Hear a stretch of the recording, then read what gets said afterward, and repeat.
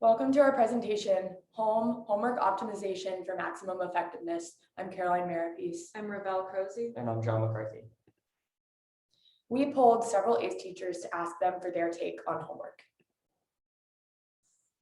I think that homework should always have a purpose and always be reviewed in some way after you've given it. And you should always know the purpose of the homework before you assign it. Otherwise, it's just busy work for your kids. I think that homework creates more gaps in learning than it does to mend those gaps, because when you give students homework, you don't know what their home life is like. And for some students, it becomes a toll on them rather than helpful for actually implementing homework. Yeah, I hated homework as a kid, and I don't give homework as a teacher either. I think that it is important for students to have enough practice, and teachers also need to take into consideration the challenges that come with assigning homework. I think homework is really important for students to get extra practice, but I also think it should not be graded for accuracy. I think that I know many parents complain about the number of hours of homework their kids come home with after spending all day at school. Many complain homework now consumes their family time. KCTV5's H.O.M.E explains why some say it's gotta stop. Elementary schools across the country are debating whether or not homework is beneficial for young students. It's a topic that can divide parents and teachers. How you doing? When fourth grader Judah Broshi gets home from school, he doesn't have to hit the books like most kids. Do you have any homework today? No. His public school has banned mandatory homework for grades kindergarten through fourth. The idea is Judah's mother, Robin, pushed for that policy after seeing how much her son pushed back on doing the work. it started to become something that I spent a lot of time kind of thinking about and obsessing about, why I was had to have this contentious relationship with my child about homework. Dr. Harris Cooper has been studying the benefits of homework for years and says doing away with it completely is not a good idea. Studies do show that even small amounts of homework help kids do better on unit tests, but they also help to begin shape the child's time management skills, their organization. Dr. Cooper also believes homework improves self-discipline and achievement, but he cautions moderation is key. Teachers have a rule that they call the 10-minute rule. You take a child's grade, you multiply it by 10, and that's how much time the student should be spending. For fourth grader Judah, that would mean about 40 minutes of homework a night. His mother says families should get to decide how to spend their time. There are people that want to do multiplication flashcards with their kids, and that's great. And they should do those things, but it shouldn't be mandatory. Judah's school does recommend that all students read about 30 minutes a night, something he does enjoy. For kindergartners, experts suggest occasional short, fun tasks parents and children can end up doing together. Joe Chiodo, KCTV5 News. So as you can see, there are lots of different opinions on the value of homework or if it should even exist at all. To give you a brief overview of our presentation, we have the intro, we'll dig into the purpose, how to implement homework, and then how to give feedback on homework, and then discuss some of the teaching implications for the research. So our first study by Rosario asked the question, does homework design matter? So homework is viewed as a very important instructional tool, but the process is really complex, involves students and teachers and parents, and a lot of times those goals and behaviors can conflict. So some of the key questions in this study are there statistically significant differences in mathematics achievement between the different types of teachers' homework purposes? So is homework designed for preparation, for practice, or for extension, basically application? What types of homework purposes are the most effective? How are different homework purposes related to the amount of homework that is completed? And how are the class variables, such as the index of parental education or the index of students' engagement on homework, related to math achievement? In the study, they completed a randomized pre-test, post-test cluster design with 638 lower middle class sixth grade students in urban Portuguese schools. There were 27 math teachers, and they implemented their designated homework purpose, so practice, preparation, or extension, 1 time per week for 6 weeks. Here are the results that show that there was a statistically significant difference between practice, preparation, and extension. So extension homework was positively correlated with mathematics achievement, where practice and preparation homework was not. Some of the implications for teaching here are related to the zone of proximal development and encoding. So task difficulty should be calibrated to meet individual students' needs to maximize the impact of the extension homework. And then extension homework is a great way to encode the learning. So it helps students apply and work with the knowledge rather than just learning it in class. Some of the limitations with this study are that there is just a math focus. All the data was through self-reports, and we still don't understand really the teacher rationale for assigning practice homework most often, even though preparation homework exists and extension homework is the most effective. Another study talked about more specifically adding families to the homework equation. So the mesosystem really matters. And the mesosystem is the interactions between a student's different environments. So the home environment, the school environment. And this program was a weekly interactive math program that gave clear objectives and instructions and directives for involving the families in homework. And the results were that the students in the TIPS group, as opposed to the control group, reported much higher levels of family involvement, more positive feelings about math, and higher standardized test scores. The next study talked about purposes for doing homework as reported by middle school and high school students themselves. So this study examined 3 key questions. How do middle and high school students classify a set of homework purposes? How are intrinsic and extrinsic reasons associated with homework behavior and achievement? And how are those reasons influenced by gender, grade level, and family homework help? So this study was conducted with 920 students in grades 5 through 12. And there were 8 homework purposes that they distilled into intrinsic reasons and extrinsic reasons. So they conducted an exploratory factor analysis to determine those purposes. They assessed the factors related to behavior and achievement, and then they examined the influence of grade, gender, and family. So the results were that intrinsic reasons were related to a lower frequency of incomplete homework and higher grades. So doing homework actually brought teacher approval 46% of the time, family approval 41.2% of the time, and peer approval actually just 28.1%. And then students who identified with more intrinsic reasons were more likely to earn higher grades, but there was no relationship between extrinsic reasons and grade. So here are the results that show on the y-axis intrinsic reasons for doing homework, and then on the x-axis whether they had family homework help or not.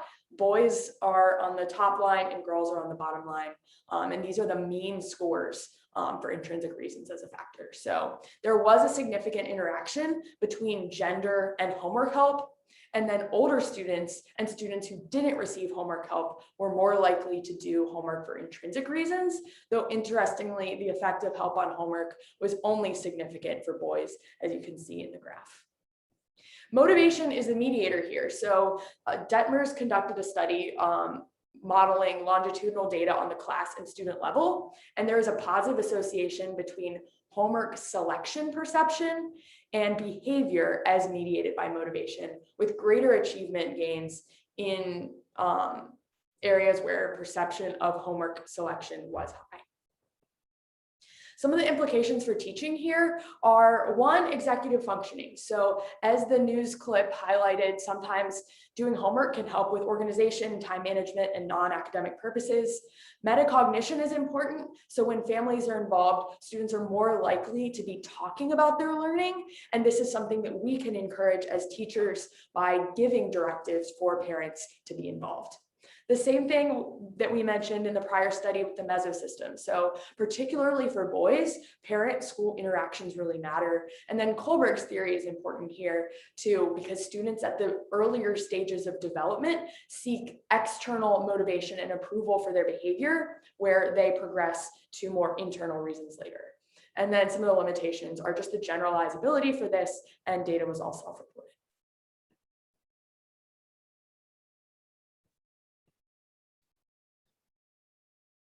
So for implementing homework, there was a lot of research and a couple strategies that we could use to implement homework a little bit more effectively.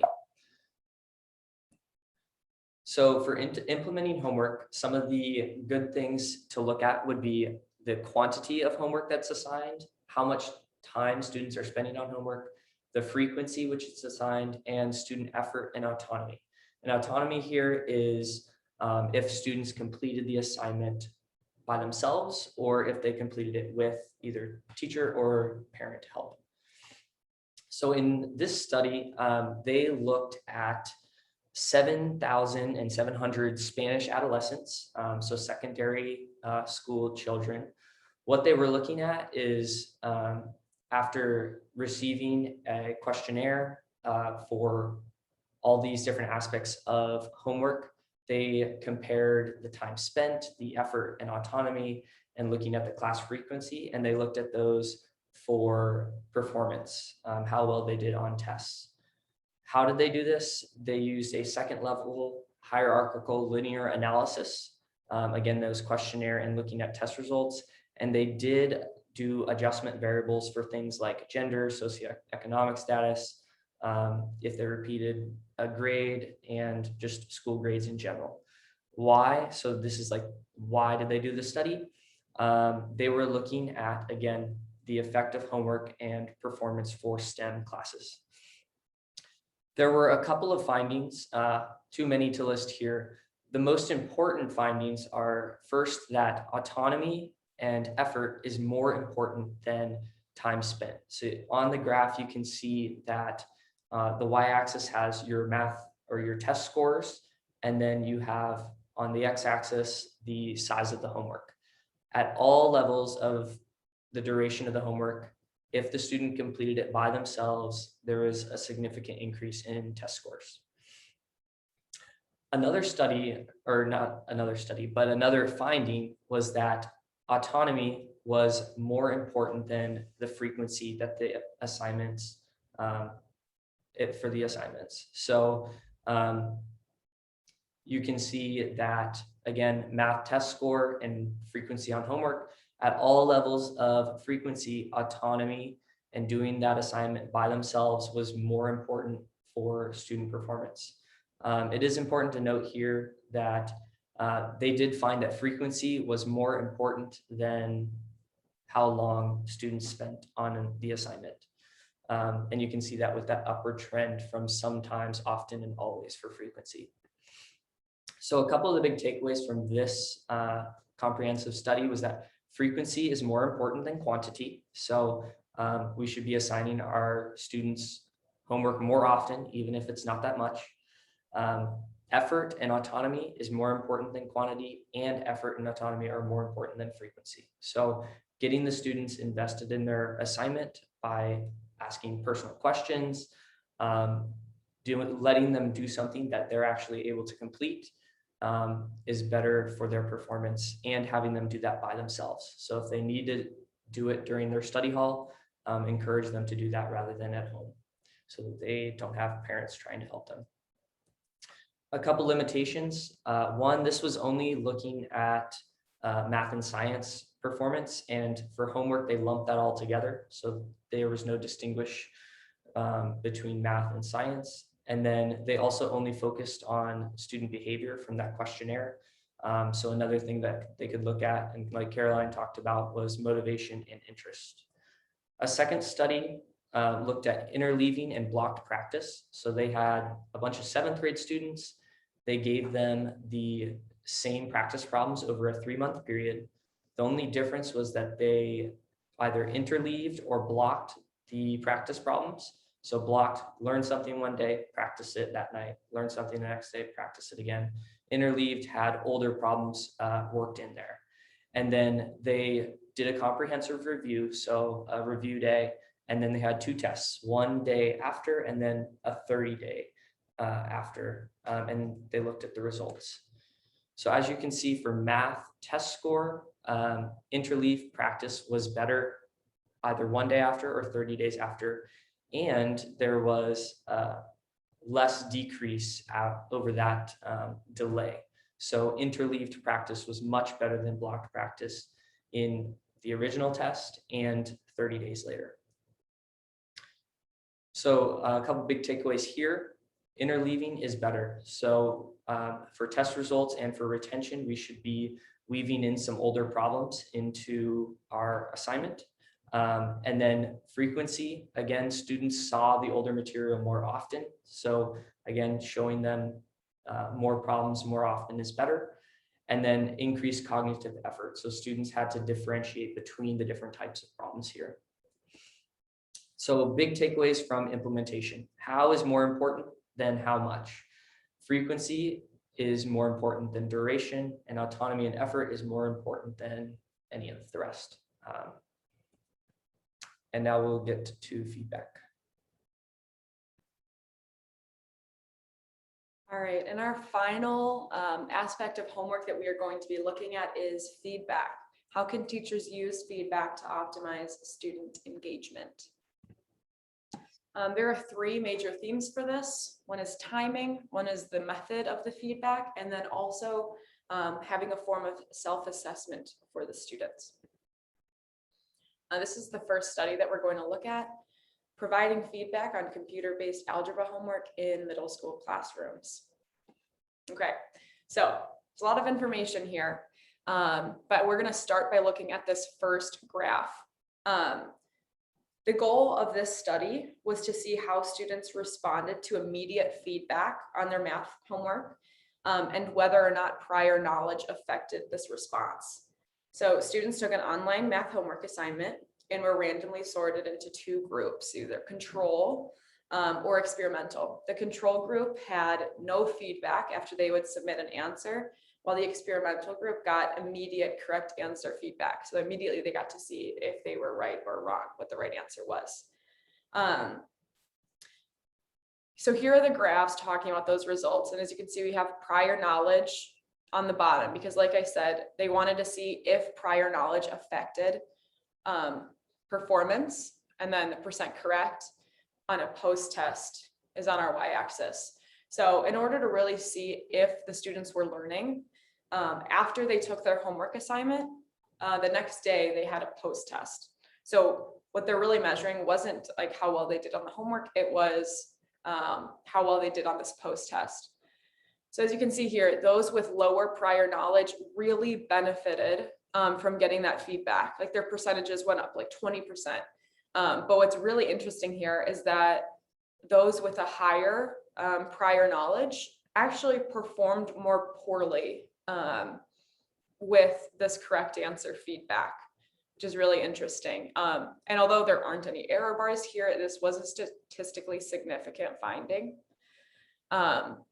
So experimenters saw that they were curious. They're like, okay, is it because we're just giving the correct answer? Are there other kinds of feedback that would actually be more effective?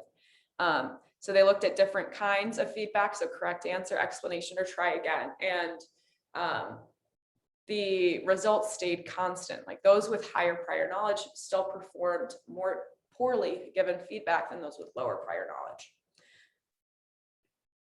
Okay, so we talked about how immediacy can affect the ability of students to take in feedback. And now we're going to talk about a survey that was done, an experiment that was using a survey about teachers' perceptions and experiences regarding homework. And they also included students on this, but above all, teachers were saying that the best kind of feedback is written, personalized feedback. However, obviously it's incredibly time consuming. So their other like best feedback method was checking work on the board.